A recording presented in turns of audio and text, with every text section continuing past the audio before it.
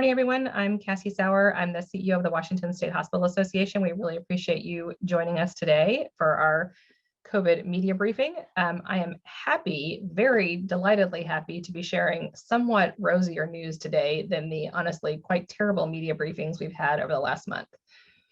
You asked us in early December when we thought things would get better, and we said we hoped by late January or early February. And here we are in early February, and things are indeed getting better.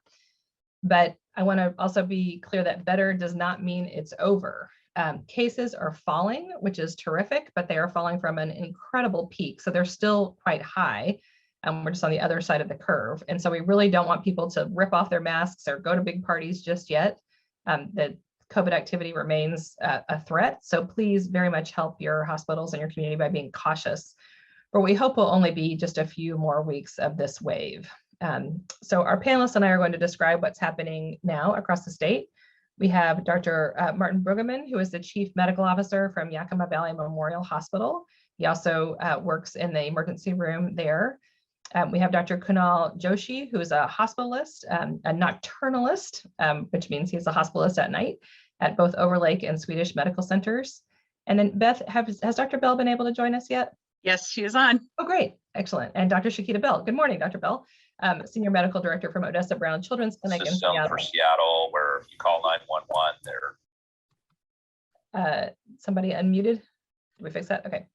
I'll sorry again. Dr. Shakita Bell, who's the Senior Medical Director from Odessa Brown Children's Clinic. From those of you not from the Seattle area, Odessa Brown is a very big and well-respected children's healthcare clinic that's owned by Seattle Children's Hospital. And Dr. Bell can talk to us about what's happening in vaccines, especially for the little kids, which we're really excited about.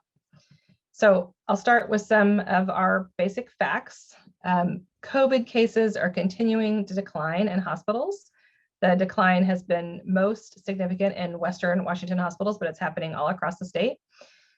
What we're seeing is that as people are discharged from the hospital from COVID or die from COVID, there are fewer people coming in behind them to fill the space. So the 7-day rolling average of new hospitalizations has decreased to 304 per day. That's the latest average that we've got. The DOH calculates these, and so it's about a week or so behind. And it was the week prior to that, it was 317. So that's nice to see that going down. That's really helpful and hopeful news. The total confirmed hospitalizations is also continuing to decrease. As of February 7th, confirmed hospitalizations across the state decreased from, on February 1st, we had 1,958. And yesterday we had 1,635. I'll say those again. So February 1st was 1,958. And yesterday was 1,635. That's a 325 case decline, or 16.6%. This is the first week in a while where we've been able to report to you that kind of decline. So that is great. Just a couple of counties to highlight.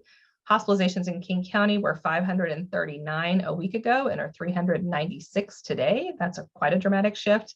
And in Spokane County, they're falling as well, but not as quickly. They were 196 a week ago and 170 today. And another piece of really good news, you can tell I'm just delighted to be reporting some good news today, is that we have seen a major decrease in the recently from staff who are out of work due to COVID exposure or having COVID infection. So about a month ago, we had 808 staff who were out of work due to COVID exposure or infection. And then a week ago, there were 134. And yesterday there was 108. So that is a really very good shift and very helpful for hospital capacity, because the capacity is both the number of patients who need care, the number of staff available to care for them. So to have both the more staff available to work and fewer patients to care for is just fantastic news. The confirmed ventilated hospitalizations has dropped slightly. It was 152 a week ago, and now it's to 143. So that's 9 cases, about a 6% decline. I want to emphasize, however, that quite a few of those ventilated hospitalizations, the reason that the decline happens is because people die. It is not, some people recover and some people die. The deaths remain high. There's still 25 to 30 people per day dying in our state.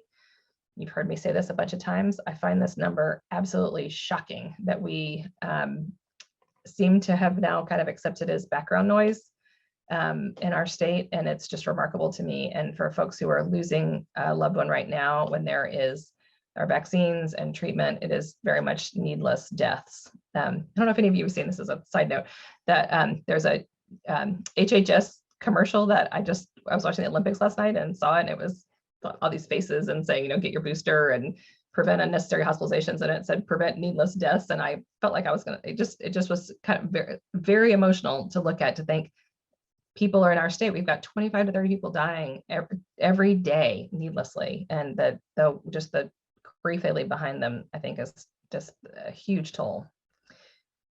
So mostly good news, except for the death front, for sure.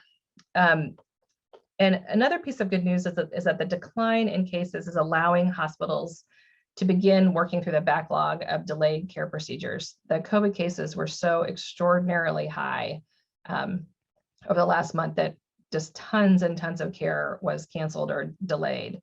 So there are a lot of very serious types of surgery in this category, and hospitals are working to prioritize them by severity and start working through them. So things like cancer surgery, cardiac procedures, and orthopedic surgeries that are needed for people to be able to walk are really important to get done as soon as we can. So that's exciting. We'll ask our panelists to talk about the kinds of things they're adding back in, but it will be a while, honestly, before we get to the backlog. And I think some folks who had care delayed may be surprised to find out how long it takes to get through them, because you have to remember there's still new people coming in with emergency conditions all the time.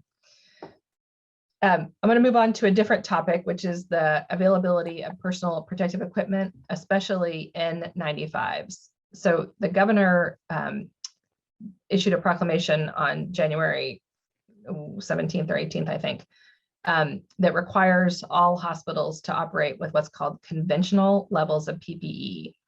And if you look at the state's definition of conventional status, this is the state's own definition. It says organizations are able to order and maintain levels of PPE for current operations and have enough on hand for a possible surge event. And organizations can maintain a 30-day supply of PPE. And that is absolutely not where hospitals are now. We do not have 30-day supplies, and we do not believe that we have enough N95s for a surge. The requirement for conventional use is burning through the supplies of N95s far too quickly. Being in conventional use requires that hospitals follow the labeling on the piece of PPE. And for N95s, that means discarding the mask after every patient interaction. So about 10 days ago, we made a request to that the state provide guidance that helps preserve N95 supplies while still keeping patients safe. We really do not want to be caught flat-footed without enough N95s if there's another surge.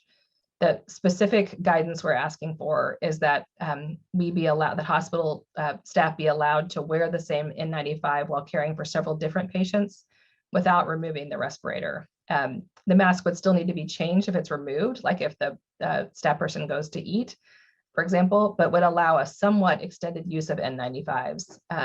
This has been done throughout the pandemic safely, and I think what we're really trying to think about is how do we manage what we have in front of us today, but also not burn up so much of our N95s that if we have another surge, we're really out of luck.